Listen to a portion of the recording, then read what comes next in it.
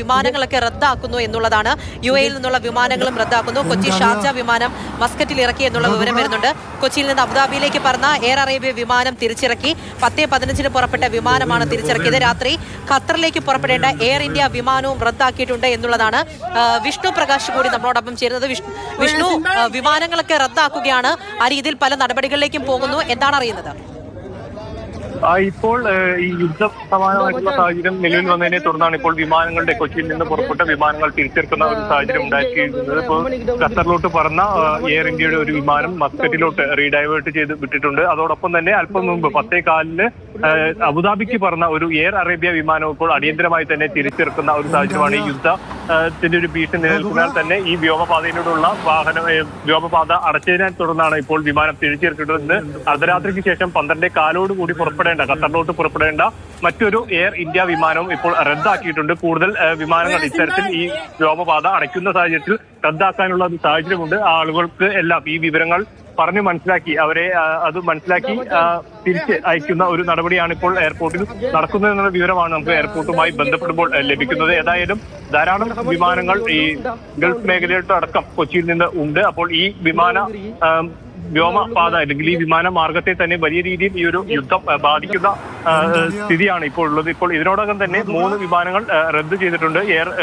Air അറേബ്യയുടെ പോയിട്ടുള്ള ഖത്തറിലോട്ട് പോയ വിമാനം മസ്കറ്റിലോട്ട് വഴി തിരിച്ചു വിടുകയും അതുപോലെ പറന്നുയർന്ന അബുദാബിയിലേക്ക് പോകേണ്ട ഒരു എയർ അറേബ്യ വിമാനം അത് തിരിച്ചിറക്കുന്ന സാഹചര്യവും ഇപ്പോൾ നിലവിൽ ഇതുവരെ റിപ്പോർട്ട് ചെയ്തിട്ടുണ്ട്. എന്തായാലും കൂടുതൽ സർവീസുകളെ ബാധിക്കും എന്നുള്ള കാര്യം ഉറപ്പ് തന്നെയാണ് വിഷ്ണു.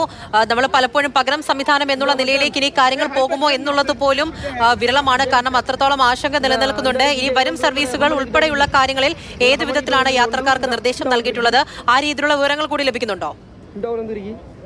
ഇപ്പോൾ അടിയന്തരമായി ഈ പുറപ്പെടേണ്ട വിമാനങ്ങളുടെ വിവരമാണ് ഇപ്പോൾ ലഭിച്ചിട്ടുള്ളത്. ഈ അടുത്ത വരും മണിക്കൂറുകളിൽ പുറപ്പെടേണ്ട വിമാനങ്ങൾ ഓരോന്നായി റദ്ദ് ചെയ്തു വരുന്നു എന്നുള്ളൊരു വിവരമാണ് ലഭിക്കുന്നത്. ഈ വിവരങ്ങളെല്ലാം ഇപ്പോൾ ഇതിനോടകം എയർപോർട്ടിൽ എത്തിയ യാത്രക്കാരെ പറഞ്ഞു മനസ്സിലാക്കി അവരെ മടക്കി വീട്ടിലോട്ട് വിടുന്ന ഒരു നടപടിയാണ് ഇപ്പോൾ നടക്കുന്നതെന്നാണ് എയർപോർട്ടുമായി ബന്ധപ്പെടുമ്പോൾ നമുക്ക് ലഭിക്കുന്ന വിവരം. ഏതായാലും ധാരാളം വിമാനങ്ങൾ അറബ് മേഖലയിലോട്ട് ഖത്തർ അതുപോലെ തന്നെ ഒമാൻ, മസ്കറ്റ് തുടങ്ങിയ വിവിധ മേഖലകളിലോട്ട് കൊച്ചിയിൽ നിന്ന് വിമാനങ്ങൾ ഉണ്ട്. അപ്പോൾ ഈ ഖത്തർ വ്യോമപാത അടച്ചതിനെ തുടർന്ന് ഇപ്പോൾ ആ വിമാനങ്ങളുടെ യാത്രകളെല്ലാം ഒരു പ്രതിസന്ധിയിലായിട്ടുള്ള ഒരു സാഹചര്യമാണ് ഇപ്പോഴുള്ളത്. അതേ തുടർന്ന് ഈ ആളുകളെ പറഞ്ഞു മനസ്സിലാക്കി അവരെ അത് മനസ്സിലാക്കി വീടുകളിലോട്ട് വിടുന്ന ഒരു നടപടിയാണ് ഇപ്പോൾ നടക്കുന്നത്. ഏതായാലും വരും മണിക്കൂറുകളിൽ കൂടുതൽ വിമാനങ്ങൾ ഏതൊക്കെ വിമാനങ്ങൾ റദ്ദ് ചെയ്യപ്പെട്ടു എന്നുള്ളൊരു കാര്യത്തിൽ വരും മണിക്കൂറുകളിലാണ് കൂടുതൽ വിവരങ്ങൾ ലഭ്യമാവുകയുള്ളൂ. നിലവിൽ 3 വിമാനങ്ങളാണ് ഇപ്പോൾ റദ്ദ് ചെയ്തിട്ടുള്ളത്. ഒരു വിമാനം പുറപ്പെട്ട വിമാനം അത് മസ്കറ്റിലോട്ട് റീഡൈവേർട്ട് ചെയ്ത് വിടുന്നു. മറ്റൊരു അബുദാബിക്ക് പോയ ഒരു വിമാനം അടിയന്തരമായി തന്നെ എയർ അറേബ്യ വിമാനം തിരിച്ചെടുക്കുന്നു. എയർ ഇന്ത്യയുടെ ഇനി പുറപ്പെടേണ്ടിയുള്ള 12:15 അർദ്ധരാത്രി 12:15